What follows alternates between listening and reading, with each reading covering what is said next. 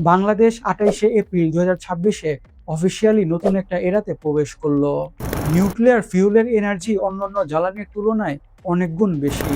মাত্র 4.5 গ্রাম ওজনের একটা ইউরেনিয়াম প্লেট যে বিদ্যুৎ উৎপাদন করতে পারে, তার জন্য কয়লা লাগবে 400 কেজি, গ্যাস লাগবে 360 ঘনমিটার, আর ডিজেলের মতন জ্বালানি পোড়াতে হবে 350 কেজি বা প্রায় 417 লিটার। তার মানে 1 কেজি নিউক্লিয়ার জ্বালানির সক্ষমতা 60 টন জ্বালানি তেল আর 100 টন কয়লার সমান। This is big thing. Bangladesh nuclear এনার্জির দুনিয়ায় প্রবেশ করেছে। রূপপুর নিউক্লিয়ার পাওয়ার প্ল্যান্টে ফিউল লোডিং শুরু হয়েছে, মানে রিঅ্যাক্টরের ভিতর প্রথমবারের মতো নিউক্লিয়ার ফিউল ঢোকানো হচ্ছে। এটা বাংলাদেশের ইতিহাসের একটা টার্নিং পয়েন্ট। আজকের ভিডিওতে আমরা পুরোটা ব্যাপার বুঝবো, কি হচ্ছে, কেন হচ্ছে, এটা কতটা বড় ডিল এবং কি কি রিস্ক আছে। So let's talk about it. আচ্ছা, আগে একটু কনটেক্সট দেই। কালকে রাত্রে ভিডিও শ্যুট করার সময় 2বার কারেন্ট চলে গেছে। লোডশেডিং এর পেন কি এটা আমরা সবাই জানি। এমনিতেই মারাত্মক গরম, এর মধ্যে ফ্যান বা এসি বন্ধ। এই যন্ত্রণা আমরা সবাই ফেস করছি, রাইট? এখন বাংলাদেশে টোটাল ইনস্টলড ইলেকট্রিসিটি ক্যাপাসিটি হলো প্রায় 29,000 মেগাওয়াট। 136টা পাওয়ার প্ল্যান্ট আছে দেশে। কিন্তু রিয়েল প্রবলেম হলো, এই ক্যাপাসিটি থাকলেও ডেইলি ডিমান্ড, যেটা মাত্র 18,000 মেগাওয়াট, সেটাও আমরা ঠিকভাবে দিতে পারছি না। তার কারণ কি জানো? 95% ক্যাপাসিটি চলে ফসিল ফিউলে, গ্যাস, তেল আর কয়লা, আর 70% আসে বাইরে থেকে ইম্পোর্ট করে। জাস্ট ইমাজিন করো, ইন্টারন্যাশনাল মার্কেটে তেলের দাম অথবা গ্যাসের দাম বাড়লে অথবা সাপ্লাই কমলে বাংলাদেশের পাওয়ার প্ল্যান্ট বসে থাকে, ফিউল নাই, বিদ্যুৎ নাই। এখন সিচুয়েশন আরও খারাপ। ইউএসএ আর ইরানের ওয়ার চলছে, স্টেট অফ হরমুজ বন্ধ, ফিউলের সাপ্লাই আরও ডিসরাপ্টেড। বিশেষজ্ঞরা বলছে 2030 সালের মধ্যে বাংলাদেশে বিদ্যুতের চাহিদা 30,000 মেগাওয়াট ছাড়িয়ে যাবে, আর আমরা এখনই সামলাতে পারছি না। তাহলে সলিউশন কি? এখানেই আসে nuclear energy. Rooppur nuclear power plant located পাবনার ঈশ্বরদীতে, পদ্মা নদীর পাড়ে। এই প্ল্যান্টে আছে 2টা ইউনিট, 2টা রিঅ্যাক্টর। প্রতিটা রিঅ্যাক্টর জেনারেট করবে 1200 মেগাওয়াট, 2টা মিলে 2400 মেগাওয়াট। এটা কতটা বড়? এক কথায় বলতে গেলে বাংলাদেশের হিস্ট্রিতে সবচেয়ে বড় সিঙ্গেল ইনফ্রাস্ট্রাকচার ইনভেস্টমেন্ট। কত টাকা? 1,38,000 কোটি টাকার বেশি। আর ডলারে বললে প্রায় 12.65 বিলিয়ন ডলার। এই পুরো প্রজেক্টটা করা হচ্ছে রাশিয়ার সাথে মিলে। রাশিয়ার স্টেট কোম্পানি রোসাটম এই প্ল্যান্ট বিল্ড করছে। ফিউল দিচ্ছে রাশিয়ার টিভিইএল ফিউল কোম্পানি। আর স্পেন্ট ফিউল মানে ইউজ হয়ে যাওয়া নিউক্লিয়ার ওয়েস্ট, সেটা রাশিয়া নিয়ে নিবে নিজেদের টেকনোলজি দিয়ে। রিঅ্যাক্টর টাইপ হলো VVER 1200, যেটা জেনারেশন 3+ এর রিঅ্যাক্টর, মানে লেটেস্ট জেনারেশনের টেকনোলজি। এখন আসি আসল প্রশ্নে। ফিউল লোডিং শুরু হয়েছে, এটা এক্স্যাক্টলি কি জিনিস? একটা নিউক্লিয়ার রিঅ্যাক্টরকে চালাতে হলে রিঅ্যাক্টর কোরের ভেতরে নিউক্লিয়ার ফিউল রাখতে হয়। এই ফিউল হলো ইউরেনিয়াম, বিশেষভাবে প্রসেস করা ইউরেনিয়াম প্যালেটস, যেগুলো মেটাল রডসের ভেতর ভরা থাকে। ফিউল লোডিং মানে হলো সেই ফিউল রডসগুলো রিঅ্যাক্টরের ভিতর কেয়ারফুলি একটা একটা করে ঢোকানো। এটা একটা অনেক প্রিসাইজ প্রসেস, ভুল করার কোনো সুযোগ নেই। অফিসিয়ালস বলছেন এই ফিউল লোডিং শেষ হতে সময় লাগবে 45 দিনেরও কম। তারপর ধীরে ধীরে রিঅ্যাক্টর ওয়ার্ম আপ করা হবে। কিভাবে? নিউট্রন অবজারভার্স সরানো হবে। এটা হলো এমন একটা মেটাল যেটা নিউক্লিয়ার চেইন রিঅ্যাকশনকে আটকে রাখে। এটা সরালে চেইন রিঅ্যাকশন শুরু হয়, হিট তৈরি হয়। এই পুরো প্রসেসটা 3 মাসের মধ্যে হবে বলে আশা করা হচ্ছে। তারপর ট্রায়াল বেসিসে ইলেকট্রিসিটি জেনারেট করে ন্যাশনাল গ্রিডে দেওয়া হবে। সায়েন্স অ্যান্ড টেকনোলজি মিনিস্ট্রির সেক্রেটারি MD আনোয়ার হোসেন বলেছেন, সব যদি ঠিকঠাকভাবে চলে তাহলে জুলাই বা আগস্টের মধ্যে মিনিমাম 300 মেগাওয়াট ন্যাশনাল গ্রিডে যোগ হবে। শুরুতে 300 মেগাওয়াট, দেন ধীরে ধীরে বাড়বে, 10 থেকে 15% করে বাড়বে, এবং 2026-এর শেষে অথবা 2027-এর শুরুতে পৌঁছাবে 1200 মেগাওয়াটে। কিন্তু এটা জাস্ট ট্রায়াল, ফুল কমার্শিয়াল অপারেশন না। ফুল কমার্শিয়াল অপারেশন শুরু হবে রিগারেস টেস্টিং শেষ হওয়ার পর। NPCBL এর MD জাহিদুল হাসান বলেছেন, এই পাইলট অপারেশন ফেজটা লাগবে 6 মাস থেকে 1 বছর। এই সময় ইঞ্জিনিয়ার্স মনিটর করবে টারবাইন কেমন চলছে, আবার দেখবে জেনারেটর ঠিকঠাকভাবে সিঙ্ক্রোনাইজ হচ্ছে কিনা, অ্যান্ড ইমার্জেন্সি সিস্টেম ঠিকঠাকভাবে কাজ করছে কিনা। আর ইউনিট 2 সেটা নাকি 2028 সালের মধ্যে কমার্শিয়াল অপারেশনে আসবে। এই মুভমেন্টটা আমাদের জন্য কতটা বড় সেটা নিয়ে কিছু কথা বলা যাক।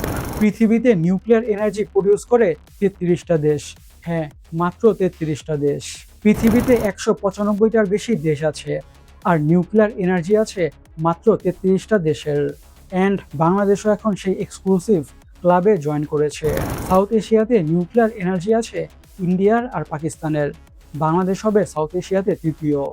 1961 সালে ইস্ট পাকিস্তানের সময় থেকে এই জায়গাটায় নিউক্লিয়ার রিসার্চ রিঅ্যাক্টর চালানোর পরিকল্পনা ছিল।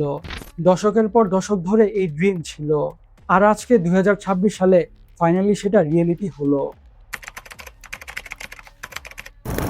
এখন একটা কোয়েশ্চেন আসতেই পারে, এই প্ল্যান্ট 2023 সালে অরিজিনালি রেডি হওয়ার কথা ছিল, কিন্তু এত লেট হলো কেন? প্রথম কথা, সয়েল স্টেবিলাইজেশন ইস্যু ছিল, জমির মাটি নিয়ে সমস্যা ছিল, আবার প্যান্ডামিকের জন্য লেট হয়েছে, পুরা দুনিয়া যখন বন্ধ কনস্ট্রাকশনও থেমে গেছে, আবার গ্রিড লাইন কনস্ট্রাকশনে ডিলে, বিদ্যুৎ তো জাস্ট জেনারেট করলেই হয় না, তারও তো লাগে।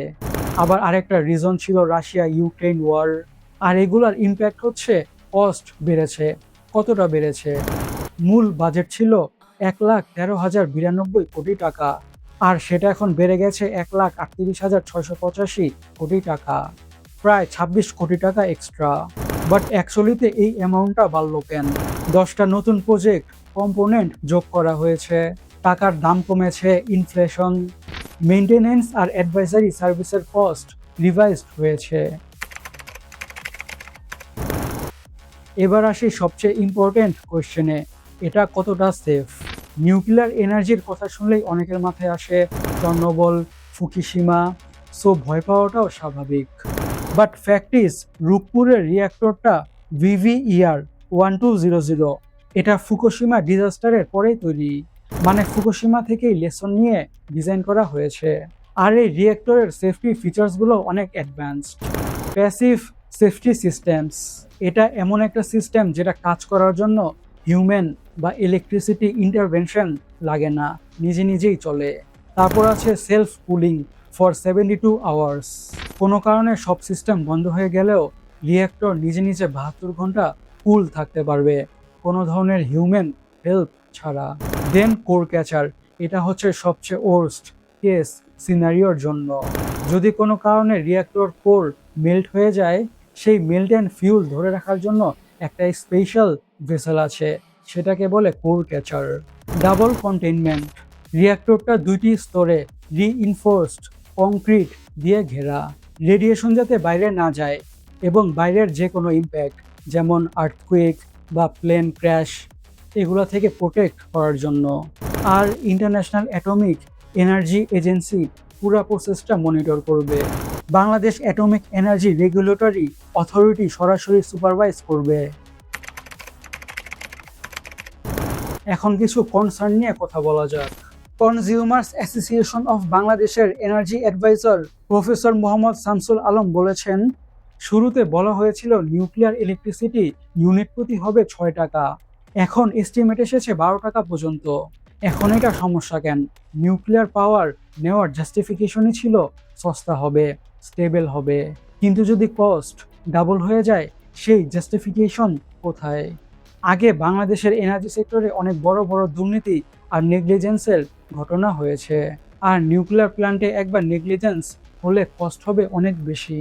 প্রফেসর শামসুল বলেছেন, আগের ইনসিডেন্টগুলোতে কখনো কাউকে অ্যাকাউন্টেবল করা হয়নি, কিন্তু নিউক্লিয়ার প্ল্যান্টের সাথে এই কালচার চলবে না। শুধু ইলেকট্রিসিটি জেনারেট করলেই তো হবে না, সেটা দেশের মানুষের কাছেও পৌঁছাতে হবে, রাইট? এটার জন্য power grid company of Bangladesh নতুন 5টা গ্রিড লাইন তৈরি করেছে। রংপুর থেকে বগুড়া, গোপালগঞ্জ, বাঘাবাড়ি পর্যন্ত মোট 370 কিলোমিটারের লাইন।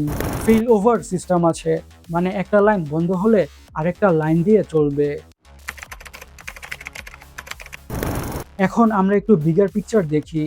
নিউক্লিয়ার এনার্জির সবথেকে বড় অ্যাডভান্টেজ হলো এটা হচ্ছে বেস লোড পাওয়ার, মানে 24 ঘন্টা 365 দিন কনসিস্টেন্ট ইলেকট্রিসিটি দেয়। ওয়েদারের উপর ডিপেন্ড করে না, ফিউল প্রাইস ভ্যালিডেল হলেও প্রবলেম নাই।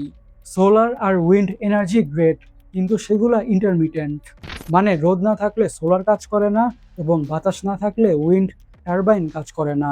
আর নিউক্লিয়ার এই গ্যাপটাই ফিল আপ করতে পারে।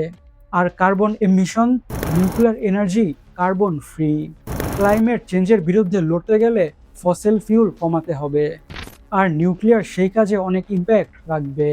বাংলাদেশের জন্য স্পেসিফিক বেনিফিট হলো এই 2400 মেগাওয়াট দেশের টোটাল ইনস্টলড ক্যাপাসিটির প্রায় 10%, এবং এটা ইম্পোর্টেড ফসিল ফিউলের উপর নির্ভরতা কমাবে।